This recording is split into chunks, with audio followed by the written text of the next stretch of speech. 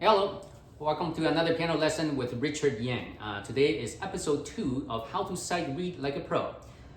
So I would like to expand on what we learned from the last lesson, and I'm assuming that you've done some exercises that I recommended. For example, from measure 6 to measure 9, this is the same thing from last week.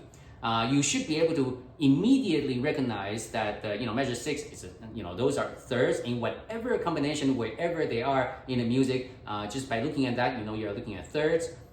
Measure 7, you're looking at fourth, and then fifth, and then sixth. Right? So there should be zero question about that, because this is a pretty simple exercise. That was a pretty simple exercise, and to expand that into this lesson is to be able to recognize any of these combinations within each of the chords. Okay, so let's take measure 6 to 9. Let's apply that to measure 1 through 5. Okay, so if we go to measure 1, we look at this the first time, and now knowing what you know now, you should be able to tell a lot more, right?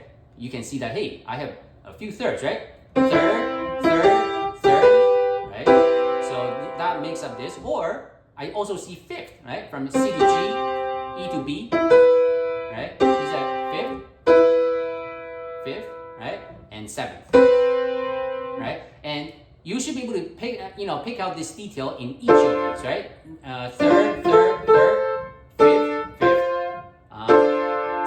seventh, and you should be able to tell by just combining what you've learned below to above. Right? So today, let's talk a little bit more about the octaves, because last time we talked about third, fourth, fifth, sixth. And seventh. Today is octaves. And arguably, this is what you're going to see the most in any given sheet music, because a lot of, whether it be melodies or, bass accompaniment, you will see a lot of octaves. Right? So let's look at measure 4 first. That's the simplest form. So what do you want to know? From line, so octave is, the separation is 8. Therefore, you know that it's, from a line to a space, or space to a line, but it's a little farther than a sixth, right? 6 is, from looking at measure 9, that's what a sixth looks like. And now, measure number 4, you can see that this is what an octave looks like. So very important, remember that. And what good does it do? For example, let's say, you suppose, I don't know if you do, but let's suppose you look at measure 4, the bass clef, from the second space from the bottom, that's a C, right? And now, if you don't ignore that C, look at the bottom. You don't know what that note is. Where do you play? But looking at that shape, this is an octave. So you have here's your starting point. Open up your hand to an octave. There you go. That you don't even need to be able to name the note, because your goal is to be able to play the note. Right? So if you have a starting point and you look at it, that it's an octave. There you go. And this is and if you look at the fourth beat in measure 4, the top as well. So this is a C. And the top note, if you don't know what that is, you just look at the shape of those two notes. That is in the form of octave. So without counting or count to 8 or count, you just know. Open it up, that's an octave. And why is this important? Because in any piece of music that you play, there will be a lot of notes outside of the staff lines, and if you need to count to where that key is, that's too slow.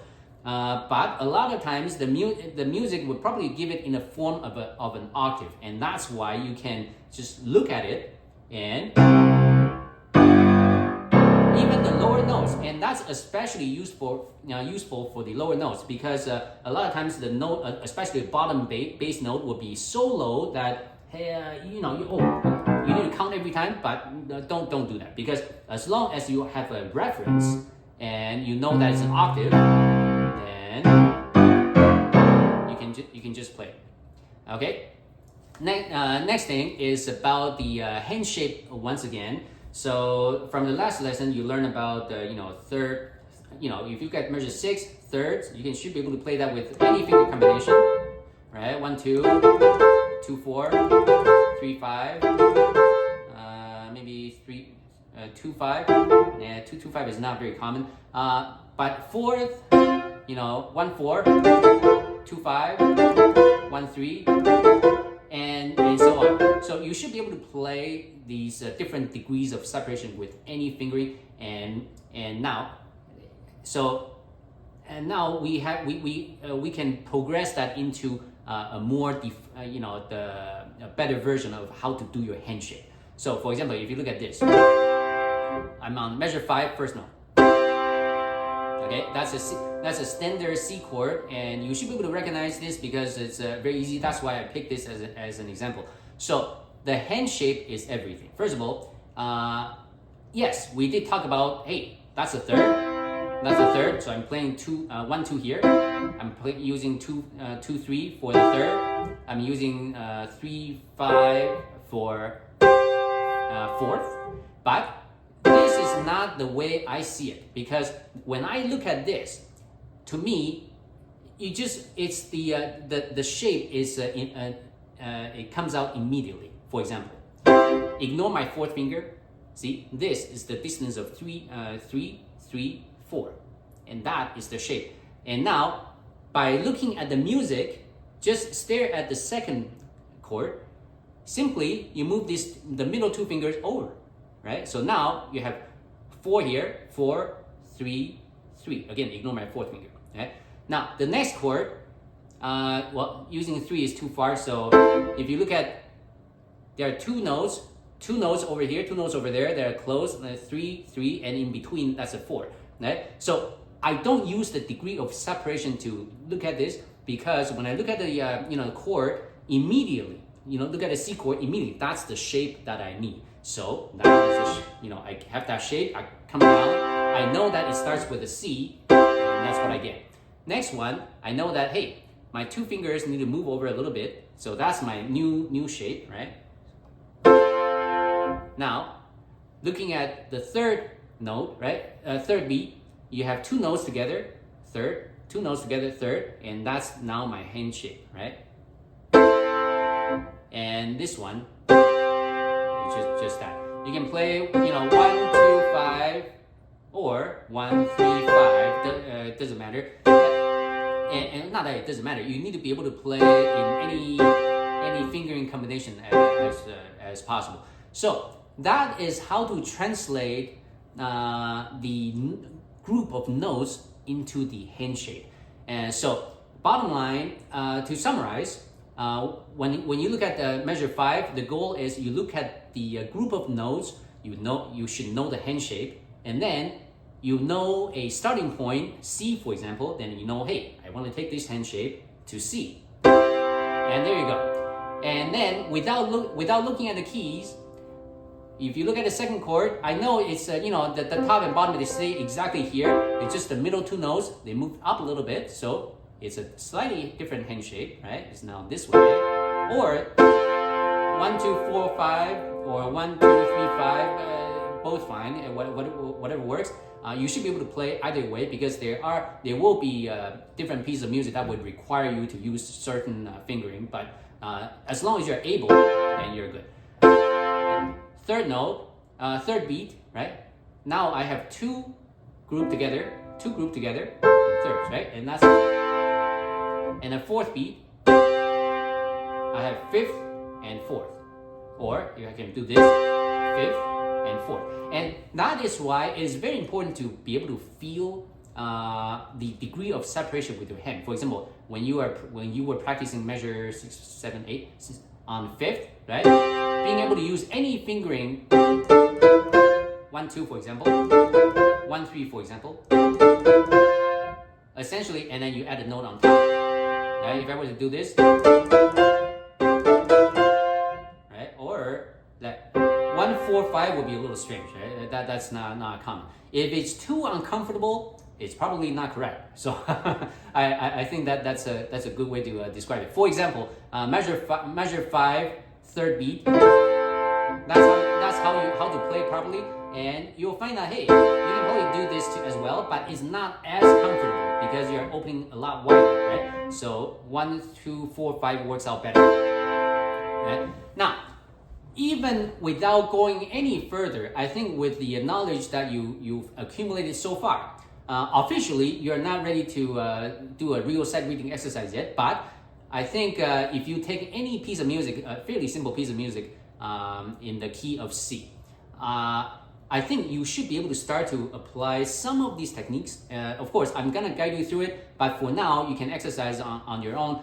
Look at any piece of music in C major, and within each measure, okay? Instead of looking at, let's say your time signature is 4/4. Instead of looking at 4 different quarter notes, combine all of them horizontally into one huge chord, right? And then that is how you can determine, hey, what kind of hand shape do I need? Do I need to prepare to play this measure?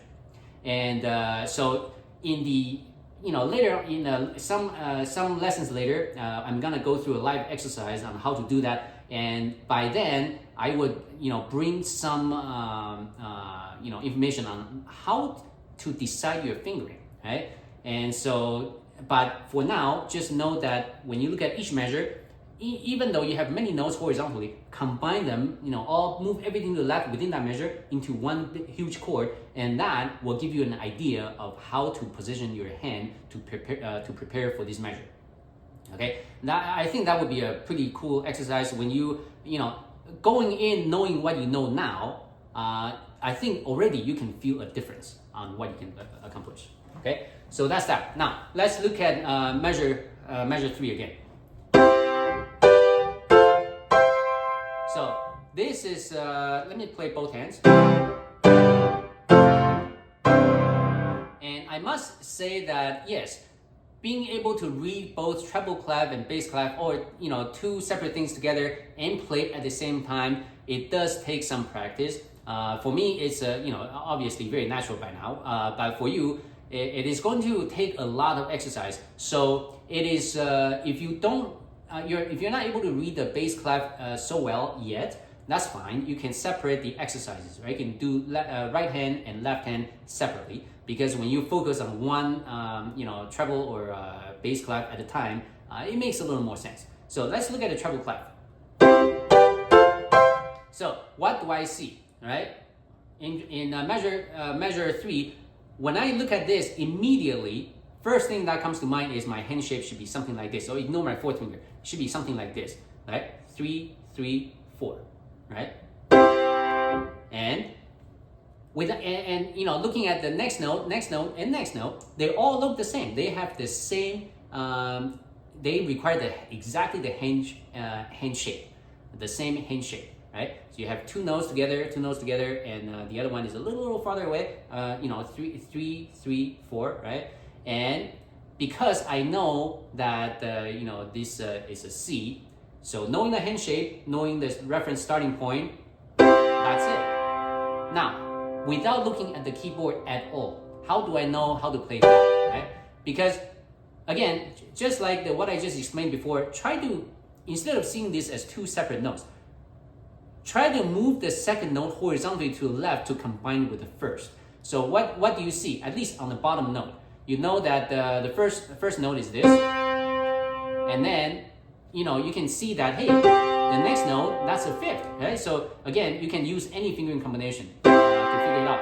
And it just so happened that the first note that you play, you already cover that note. So it's your finger number 3. So what do you do? Keep your finger number 3, get your thumb over, and get into the same hand shape again, right? And then without looking at the key at all, you know that the third beat is just one note down. So just move a note one over, and there you have it.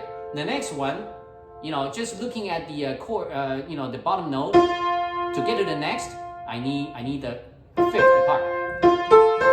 Even if you don't know by the how to feel a 5th on your hand, at least you know that's a 5th, right? So you want to move over, keep your finger number 3, that's where you need to be. Move your thumb over, and that is how you get it. And so it's very important that in your sight reading exercise, avoid looking down at the keyboard as much as possible. Looking down the keyboard has its place, but for something as simple as this, there is zero need to look at the keyboard. And because what about jumps, right? If I, right? What about big jumps, right? How do I,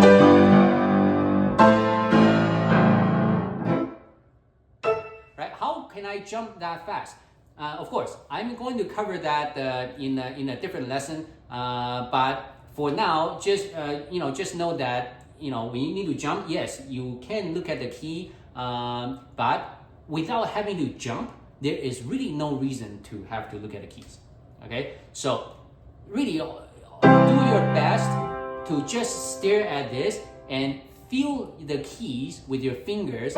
And this is very important. This is not just to skip a step, because when you look at it, look at the keys to play versus when you feel the keys with your finger, right? These are two completely different skills to have, different techniques, right? So being able to feel the keys with your hand, the more practice you do, the better you're gonna get. Why? Because very soon you're gonna, when you play a lot of music, you're gonna feel around. For example, hey, when I play a C chord, yeah, I know there's a black key there, but there's no black key on the right. And here, the G, I know I will be stuck in between two black keys. Right? So those are little information that you can train your brain on. Because the more you do this, and especially when you get to a lot of black keys, when you do jumps, a lot of times it depends on how your fingers can, feel the keys around them. For example, when I need to go to a flat down here, right? I would kind of feel that because hey, there is a larger opening, and then the larger opening between black keys, and the next key is the one I want. So I would move over, and again, kind of, you can feel it on your hand, and you can kind of feel the gap here, and then that's the note I need, right? So there are a lot of different techniques on how you can fish for notes without looking at the keys, right? So that's why there are a lot of times when you see me doing like large jumps, I don't even need to look at the keys because I can feel them, especially black keys. Like white keys, most likely I need to take a peek, but black keys you can feel them, right? So that's that. So for this lesson, the exercise is to be able to figure out the hand shape that you need. Okay. So for example, let's work backwards. Measure 5.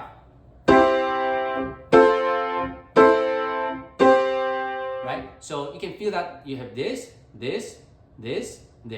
or this, and they will all get you to play the same note. So try to picture how this chord, how does that directly translate to your hand shape, right? And now, in your spare time, if you look at, like I said before, if you look at any music in C major, just combine everything in that measure into a single chord. That will give you an idea of the shape that you need, and very often that can, that would tell you how to actually start playing.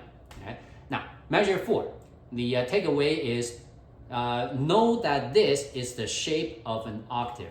This is what you're probably gonna see the most often in different pieces, right? So when you look at the notes, space to line, line to space, with that kind of a separation, without thinking at all, without counting, you look at it, you know that they're an octave. And as long as you have a starting point, you know exactly how to play it.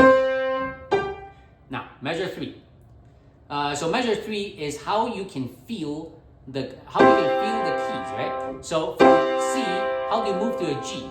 From here to here. So without looking, you know that you need to, your first note here, your second note will start from finger number 3. So without looking at the key, move your thumb to where that your finger number 3 is. And keep the hand shape and match your chord. Move down 1. And again, this one you need to go up 5th, right? So move your thumb over, and that's 5th. Okay, so I know some of these ideas, they sound very trivial, but I think the way I've laid out, it's I actually put those trivial things to good use, right? So, and now, if you look at the measure 2 now, so this is a very good application of the looking at the hand shape, right? Because when you look at the first note, hey, the first 2 notes are close together. and the second set is a fifth apart, and that, so ignore these two fingers. That is the hand shape I need, right? And the next one, you know, the way is to look at the music and plan for what shape of hand you need to be. The second one, right? You have fifth over here, third over here, right? And then you put it on, that's just right. Next one, seventh, open it up. It's a little less than an octave. Seventh, and fifth is easy, right? And measure number one. So that would be simple because you know, again, hand shape wise, it just everything is a, you know, 3 3 3. Ignore finger number 4. 3 3 3. You put it on, it's just 7. Right? So hopefully you have a lot of things to exercise upon, and so I'm done with this sheet now. So from next week, I'm gonna generate a different set of you know, just a simple 2 lines of sheet music, and we will go through different things. And so just to give you an idea of what's coming, right? So I will have a dedicated section on teaching you how to make jumps. Well, not perfectly, but at least more reliably, and the concept on how to practice them. And also, after we are done with the key of C, we will, you know, I'm gonna teach you how, you know, when we get into different key signatures that with a lot of sharps, a lot of flats, how do we deal with them? And so there are a lot to come.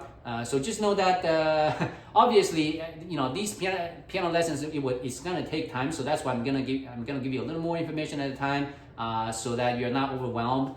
Because if I throw everything out there, you'll be so lost. Okay, so I'll go step by step. Happy exercising. Until next time. Goodbye.